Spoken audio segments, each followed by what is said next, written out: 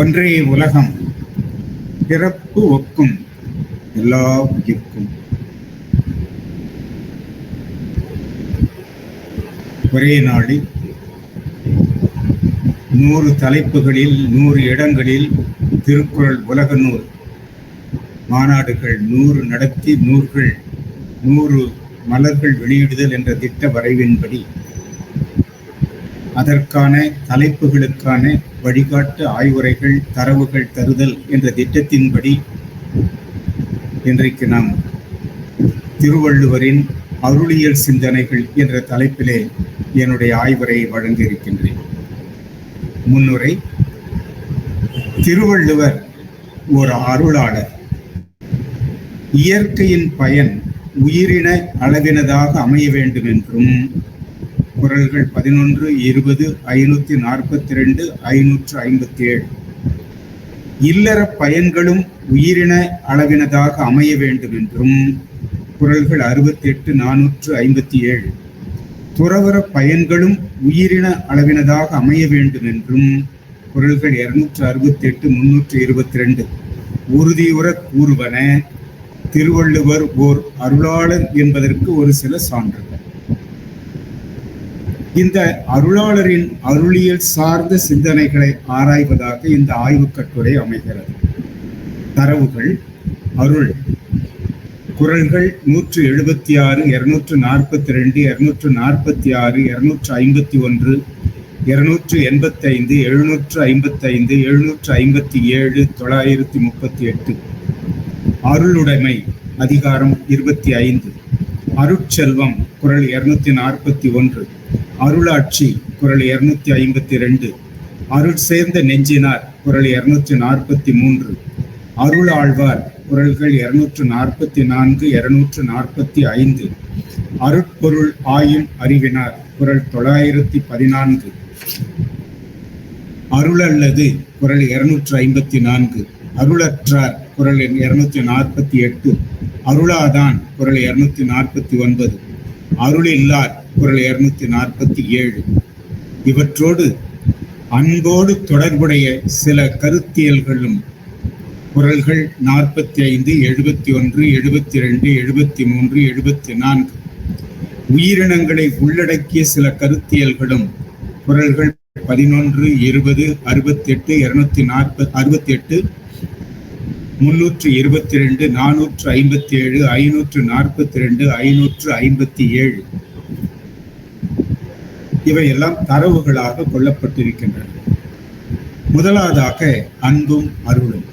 அன்பு: அன்பிற்கும் உண்டோ அடைக்கும் தாழ் ஆர்வலர் புன்கணீர் பூசல் தரும் குறள் 71. இக்குறளில் அன்பு என்பது ஒருவர், அதாவது அவர்தம் ஆர்வலர் இடையேயான மனித உறவு பண்பாக அமைகிறது. ஆர்வலர் புன்கணீர் என்று சொல்வதால் ஆர்வலர் அந்த அன்பிற்கு உரியவர், இவர்களுடைய உறவு பண்பு மனித அடிப்படையிலான உறவு பண்பாக அமைகிறது. அன்பேனும் ஆர்வம் உடைமை அது ஏனும் நண்பென்னும் நாடா சிறப்பு குறள் 74. இக்குறளில் அன்பு என்பது நட்பு அடிப்படையிலான மனித உறவு பண்பாக அமைகிறது. இந்த மனித என்பது மிக முக்கியமாக நாம் இன்றியமையதாக நாம் கருத வேண்டிய ஒன்று. அன்பிலார் எல்லாம் தமக்குரியர் அன்புடையார் என்பும் உரியர் பிறர்க்கு குறள் 72. இக்குறளில் அன்பு என்பது கொடுப்பவர் பெறுபவர்களாக அமையும் மனிதர்களுக்கிடையே அமையும் தொடர்பு பண்பாக அமைகிறது. அன்போடு இயைந்த வழக்கென்ப ஆர் உயிர்க்கு என்போடு இயைந்த தொடர்பு குறள் 73. இந்த குறளில் அன்பு என்பது பெற்றோர் குழந்தைகள் என்னும் மனித உறவுகளின் உறவு பண்பாக அமைகின்றது. இவற்றையெல்லாம் நோக்கும்போது அன்பு என்பது மனிதர்களுக்கிடையே எழும் மன எழுச்சி பண்பு, உறவு பண்பு என திருவள்ளுவர் காணுவதை உய்த்துணர முடிகின்றது.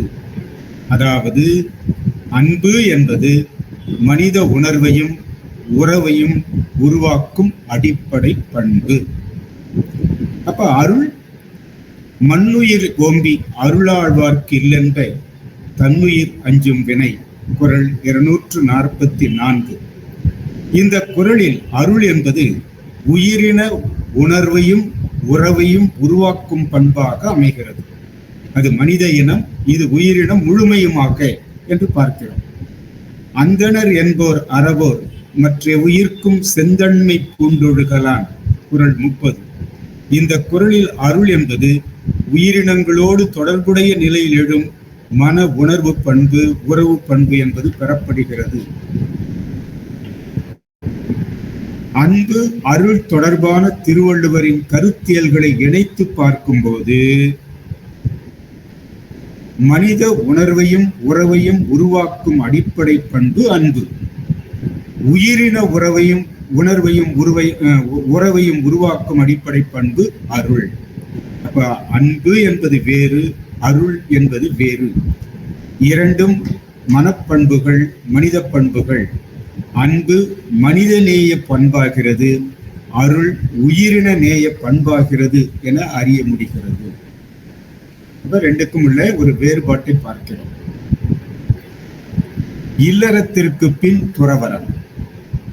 திருவள்ளுவர் மனித வாழ்க்கையை இல்லறத்திற்கு முற்பட்ட வாழ்க்கை, இல்லறத்திற்கு உட்பட்ட வாழ்க்கை, இல்லறத்திற்கு பிற்பட்ட வாழ்க்கை என மூன்றாக பகுத்து காண்கிறார்.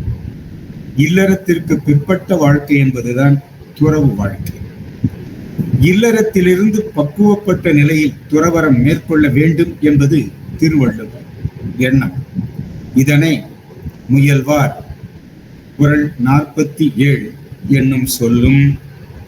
அருள்விக்கி ஆற்றின் கண் நின்றான் குறள் 176, அருள் கருதி அன்புடையர் ஆதல் குறள் 285, ஒழுக்கத்தின் நீத்தார் குறள் 21 ஆகிய தொடர்களும், துறந்தார்க்கு துப்புரவு வேண்டி மறந்தார்கள் மற்றையவர்கள் தவம் என்னும் குறளும் உய்த்துணர் 263 உய்த்துணர வைக்கின்றன.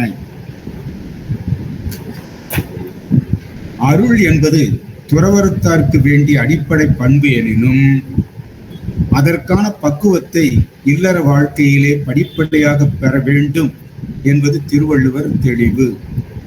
இல்லறத்திலிருந்து துறவரம் என்னும் எண்ண உணர்வோடு மேற்கொள்ளும் இல்லற பயணத்தில் வேண்டுவனவும் வேண்டாதனவுமாக திருவள்ளுவர் கூறுவனவற்றை பின்வருமாறு தொகுத்து காணலாம்.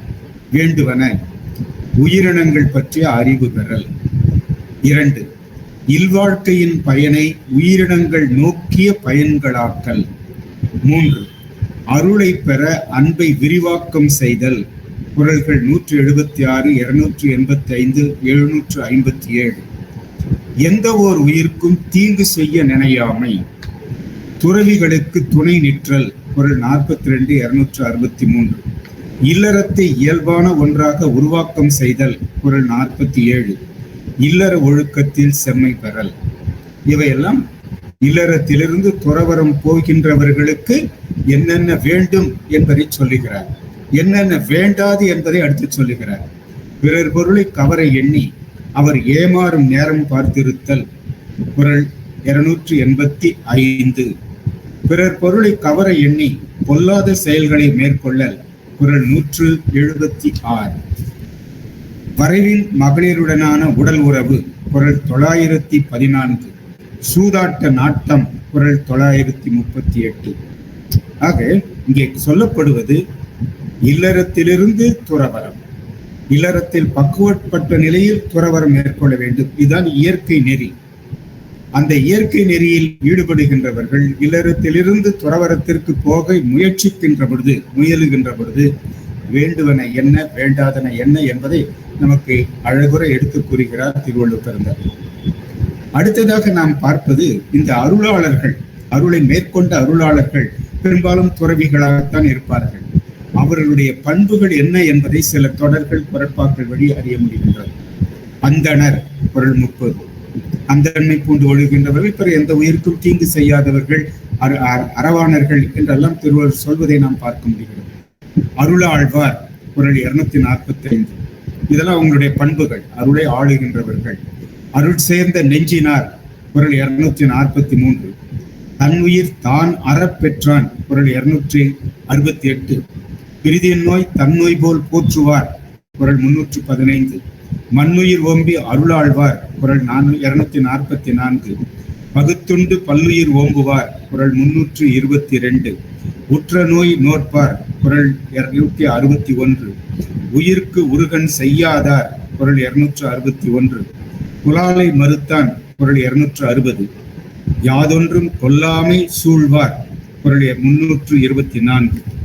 தன்னுயிர் நீப்பினும் தான் பிரிது இன்னுயிர் நீக்கும் வினை செய்யாதார் குறள் 322. தீமை இல்லாத வாய்மையாளர் குறள் 291. இப்ப நாம் சொன்னதெல்லாம் ஒரு அருளாளர் என்று வருகின்ற பொழுது அவருடைய பண்புகள் சுட்டும் தொடர்களும் சொற்கள். ஒரே ஒரு சொல், மற்றபடி எல்லாம் தொடர்கள் என்று பார்க்கிறோம். அதற்கடுத்து அருளும் பயனும். அந்தனர் அருளாழ்வார் அருள் சேர்ந்த நெஞ்சினர் அறவோர் கொல்லாமை மேற்கொண்டு ஒழுகுவார் கொல்லான் பொலாலை மறுத்தான் கொலையஞ்சி கொல்லாமை சூழ்வார் செயரின் தலைபிறந்த காட்சியார் தன்னுயிர் தானர பெற்றான் மண்ணுயிர் ஓம்பி அருளாழ்வார் போன்ற சமுதாய பெருமிதங்கள் வாய்க்கின்றன. அருளார் உடம்பு இருக்கிறது என்றால் இந்த பெருமிதங்கள் எல்லாம் வாய்க்கின்றன. அதை அடுத்து நாம் மற்றதில் பார்க்கிறோம். எல்லா உயிர்களும் தொழும் தெய்வீக வாழ்வு வாய்க்கிறது அருள் வாய்க்க பெற்றார். குறள்கள் 260, 268. தன் உயிருக்கு அஞ்சும்படியான தீய செயல்கள் இல்லாததாகும் குறள் 244. இதெல்லாம் அருள் உடையவர்கள் பெறுகின்ற பயன்கள். 4. பிற உயிர்களால் துன்பம் உண்டாகா குறள் 245. நரக வாழ்வு இல்லாகும் குறள் 243. நலமான வாழ்வு வாய்க்கும் கூற்றுவன் அவர்களின் வாழ்நாளை குறைக்க கருத மாட்டான் குறள் 326. அருள் உணர்வு வாழ்க்கைக்கு தக்க துணையாகும் குறள் 242. அறிவினால் ஆகிய பயனை பெற்றவர் ஆவர் குறள் 315. இதெல்லாம் அருளாளர்கள் அருள் உணர்வு உடையவர்களாக இருந்தால் அவர்கள் பெறுகின்ற பயன்கள். அதற்கடுத்து உயிரினங்கள் பெறும் பயன்கள். அருள் என்பது உயிரினத்தோடு தொடர்புடையது. அன்பு என்பது மனிதனினத்தோடு தொடர்புடையது. அருள் என்பது உயிரினத்தோடு தொடர்புடையது. அந்த வகையிலே உயிரினங்கள் என்ன பெருமிதங்களை பெறுகின்றன என்று நாம் பார்ப்போமானால் அருளாளர்களின் அருளை பெறுகின்றன. இந்த உயிரினங்களோடு அருளாளர்கள் அருளுணர்வுடையவர்களாக வருகின்ற ஒரு நிலைப்பாடு. எந்த உயிரை பார்த்தாலும் அருள் உணர்வுடையவர்களாக இருப்பார்கள். ஆக அந்த உயிர்கள் அருளாளர்களுடைய அருளை பெறுகின்றன. குறள் 244. அருளாளர்களின் பாதுகாப்பை பெறுகின்றன. குறள்கள் 261, 315, 318. அடுத்து அருளாளர்களின் பகுத்துண்ணும் நெறியால் உணவை பெறுகின்றன. குறள் 322. பகுத்துண்டு பல்லுயிர் ஓம்புதல் சொல்றார்கள் இல்லைங்களா? துன்பங்கள் இல்லாதன ஆகின்றன. குறள்கள் 261, 315, 318. உயிரின வளர்ச்சியும் வாழ்வும் தொடர்ச்சியும் பெறுகின்றன. குறள் 457. ஆக அருளுணர்வு அருளாளர்கள் அருளுணர்வு உடையவர்களாக இருந்தால் உயிரினங்கள் இத்தகைய பெருமிதங்களை எல்லாம் அடைகின்றன, இத்தகைய பயன்களை அடைகின்றன என்று திருவள்ளுவர் நமக்கு இனங்காட்டுகின்றார். அடுத்ததாக அருளுணர்வு இல்லை என்றால் அல்லது அருளுணர்வு பெற்றவர்கள் அருளுணர்விலிருந்து பிறழச் செல்வார்கள் என்றால் அதனால் கேடு வரும். என்ன கேடு வரும்? அருளாளர்களிடம் அருளுணர்வு இல்லாத நிலை உருவாகுமானால் உயிர்களை கொல்லுதல், அவற்றின் புலாலை உண்ணுதல் போன்ற அருளற்ற செயற்பாடுகள் உயிர் பெறும். அப்படி புலால் உண்ணுபவர்கள் ஆவார்கள் என்றால் அவர்களிடம் அருள் உணர்வின் ஆட்சி இருக்காது. இதனை தன்னூன் பெருக்கற்கு தான் பெரிது ஊன் உண்டான் எங்ஙனம் ஆளும் அருள் குறள் 251 வழி நாம் அறிந்து கொள்ள முடிகிறது. அருளாட்சி ஆங்கில்லை ஊன் தின்பவர்க்கு, அது அடுத்த நிலை பார்க்கிறோம். அவங்களுக்கு அருளாட்சி என்ற ஒரு நிலைப்பாடு இருக்காது. 252. அருள் இல்லாதவர்களுக்கு மேல் உலக வாழ்க்கை வாய்க்காது. அருள் இல்லாருக்கு அவ்வுலகம் இல்லை என்கிறார் 247வது குறட்பாவில்.